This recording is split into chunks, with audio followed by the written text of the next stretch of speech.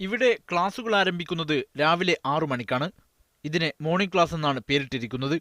8:30-ക്ക് good morning test എന്ന പേരിൽ പരീക്ഷ നടത്തും. പരീക്ഷയിൽ 10-ൽ 6 മാർക്കിൽ താഴെ ലഭിക്കുന്ന വിദ്യാർത്ഥികൾക്ക് 15 തവണ ഇമ്പോസിഷൻ നൽകും. ഒരു ബെഞ്ചിൽ 3 പേരെ ഇരുത്തിയാണ് പരീക്ഷ എഴുതിക്കുന്നത്. 3 പേരെയും ABC കോഡിട്ട് തിരിച്ച് 3 ചോദ്യക്കടലാസാണ് നൽകുക. ഇതിൽ എന്തെങ്കിലും ക്രമക്കേടുകൾക്ക് വിദ്യാർത്ഥികൾ ശ്രമിച്ചാൽ അവർക്ക് പിഴയും മർദ്ദനവും ലഭിക്കും. ഇത്തരം പ്രശ്നത്തെക്കുറിച്ച് പരാതി പറഞ്ഞ കുട്ടികളെ പ്രിൻസിപ്പലിന്റെ ഓഫീസിന് സമീപമുള്ള മുറിയിലിട്ടിടിക്കുമെന്നാണ് കുട്ടികൾ പറയുന്നത്.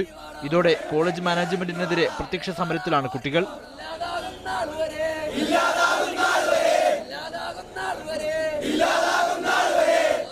വിദ്യാർത്ഥികൾക്ക് പുറത്തു പോകണമെങ്കിൽ 4 പേരുടെ അനുവാദം വേണം. Class adviser, class coordinator, HOD, principal എന്നിവരുടെ ഒപ്പുവാങ്ങണം. മുസ്ലിം വിദ്യാർത്ഥികൾക്ക് വെള്ളിയാഴ്ച ദിവസം പള്ളിയിൽ പോകാൻ അനുവാദമില്ല.